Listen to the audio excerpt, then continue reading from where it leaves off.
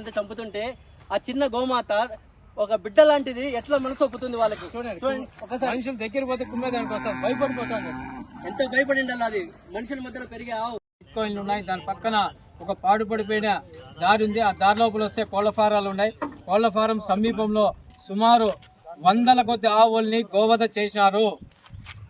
మా యొక్క కార్యకర్తలు గోవధ జరిగే టయానికి ఇక్కడికి వస్తే వాళ్ళు మమ్మల్ని చూసి పారిపోయినారు. సుమారు 40-50 మంది ఆవులు కట్ చేసినారు. ఒక కోళ్ల ఫారంలో దారుణంగా ఆవులు కట్ చేసినారు.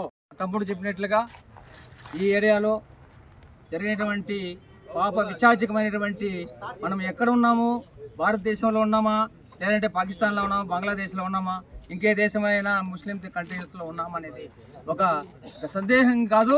ఒక బ్రదర్ చెప్పినట్లు ఏడ్చుకొని ఎన్ని గోవులు ఎన్ని కన్నీటి వ్యధ అంతా కూడా ఈ ప్రకృతి మీద పడుతుంది.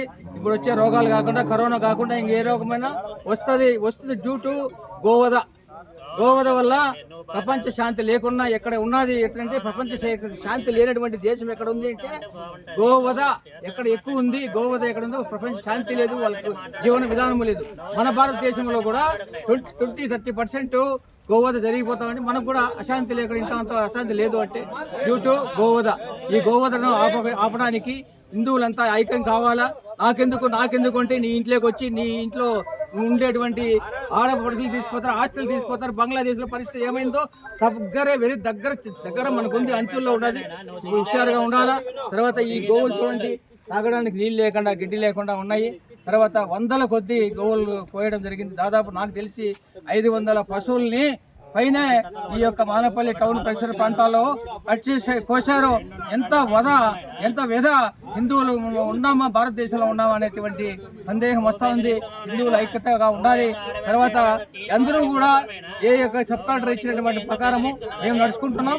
వాళ్ళని అతిక్రమించి చేసినటువంటి ఈ యొక్క దుశ్చర్యకు వాళ్ళే న్యాయం చేయాలి. సబ్ కలెక్టర్ గారే న్యాయం చేస్తారని ఆశిస్తున్నాం.